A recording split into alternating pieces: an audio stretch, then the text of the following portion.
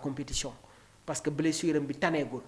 mu am nag entre temps beneen doublure boo xamante ne moom moo fi nekk muy Antoine Mendy.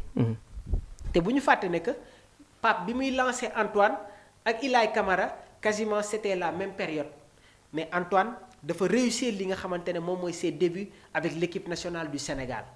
Ilaay Camara premier match bi nga xamante ne dañ ko fi titularisé loo au stade Abdoulaye Wade bu Diamniadio. il a joué avec pression waaye tamit football ci poste bi nga xamante ne tàmmuñu di ko gis mu koy footballé muy arrière gauche. Bon je vais pas dire qu'il n'a pas été bon mais il a eu une note moyenne. léegi nag yeneen match yi nga xamante ne def na ko avec équipe bi mi ngi doon retrouver waat nànk par nànk li nga xamante ne moom mooy les sensations. mais pendant ce temps il y a un autre joueur polyvalent bi nga xamante ne derrière Krépin Diatta moom moo nekk ci ginnaaw muy Antoine Mendy défenseur central capable de jouer comme piston droite waaye tamit comme arrière droite. léegi nag dafa am beneen jeune boo xamante ne mi ngi nekk au niveau du championnat français mu am la compétition. di def de bonnes prestations indi benn intensité. boole tamit lu bëri ci arrière muy lan day yéeg di wàcc et am une solidité défensive muy le jeune Lamine Sy. waaw Lamine Sy. Lamine Sy nag bërki démb Abdourahmane dafa def une réaction. nee na il est prêt à venir défendre les couleurs de l'équipe nationale du Sénégal. C'est une bonne chose quand même. C'est une très bonne chose. Ça peut être une valeur ajoutée pour l'équipe parce que li la Lamine Sy mën a indil. en touche offensive. Antoine Mendy mënu la ko indil. ci offensivement Lamine Sy moo gën a baax Antoine Mendy bu ma la déggee bu baax. c'est-à-dire il faut que gars yi xam ne que Antoine Mendy il est beaucoup plus à l'aise quand il joue dans l'axe central. défenseur central la yàgg naa ko wax fii Antoine Mendy genre Formose Mendy la rek mais football ak polyvalence.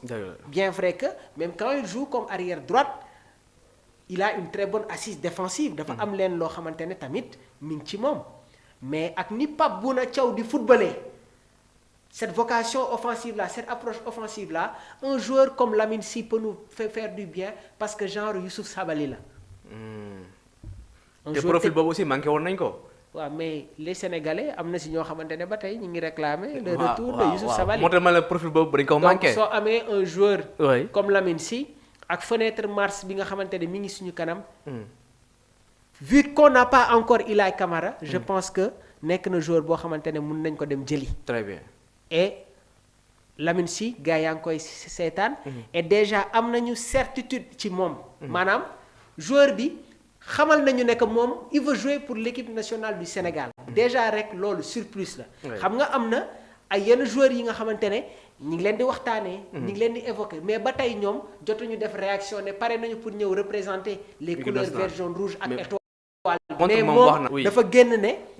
il ne va pas hésiter su ko Pape Bouna Thiaw. léegi nag loolu noonu dafa am fu mu ko teg.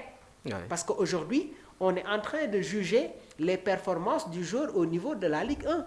il fait de belles prestations il est un titulaire indiscutable. donc je pense que aujourd'hui sur les prochains matchs yi nga xamante ne foofu la équipe bi jëm.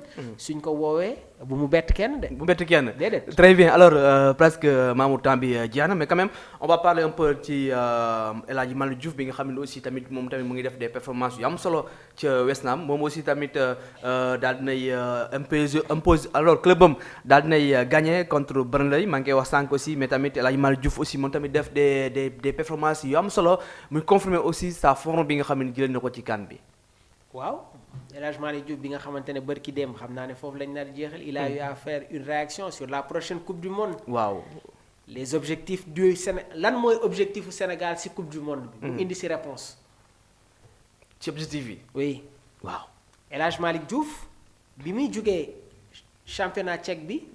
di ñëw au niveau de la Premier League c'était pour concurrencer Emerson.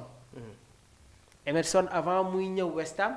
c'était un joueur de Chelsea à l'époque moom ak Marcos Alonso actuel joueur du Celta Vigo ñoom ñoo nekkoon en concurrence mais Marcos Alonso avait beaucoup plus de points dans le dispositif de Thomas Tuchel les prestations de Emerson moom moo tax Claudio Ranieri ancien entraîneur Mancini convoqué woon ko avec la sélection italienne léegi nag Chelsea bi mu renforcé wu avec les présences de Ben Chilwell Cucurella si la jóge Chelsea dem fële nga xamante ne moom mooy West Ham.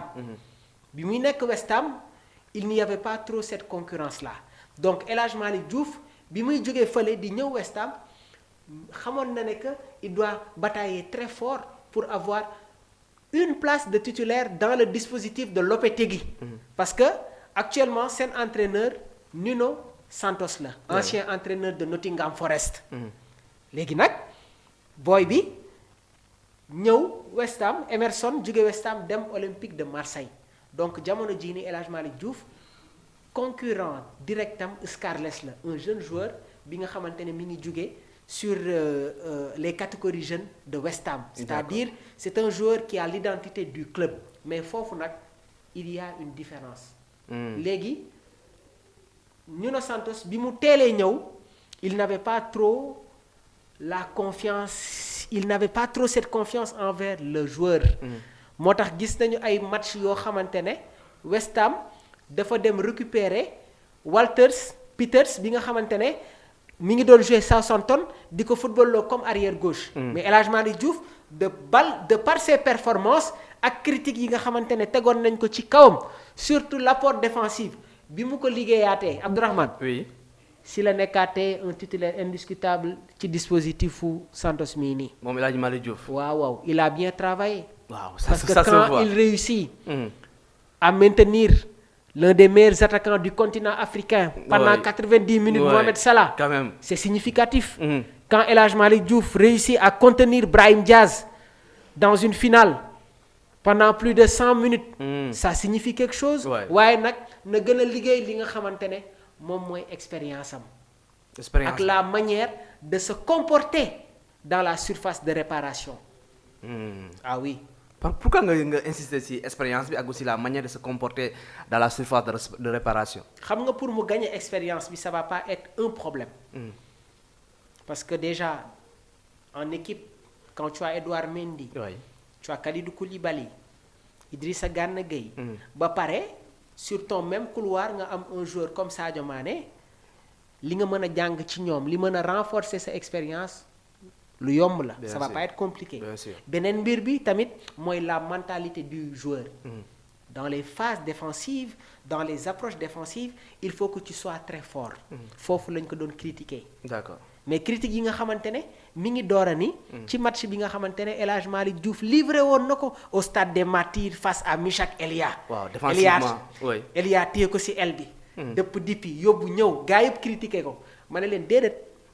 il faut pas juger un joueur sur un contexte. booy bii li tax mu jóge fee ñëw championnat Angleterre jël West Ham il a un potentiel. Nuno Mendes bi muy nekk au niveau du championnat portugais il n'était pas bon défensivement mais ci benn laps de temps. bu ko Luis Enrique yoree.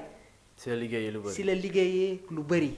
et El Hadj Malick Diouf gis nañ ne que tamit période bi ñu koy critiquer ak période bi nga xamante ne si lay ñëw kan. il a eu à travailler tey jii nii li nga xamante ne moom mooy potentialité défensive am. résultat baa ngi nii de les résultats sont là. léegi nag bërki démb dafa yëkkati discours boo xamante ne dafa prêter sama attention. pour terminer oui. muy Sénégal. su fekkee day dem coupe du monde pour yam demi-finale. mieux vaut ñu bara dem.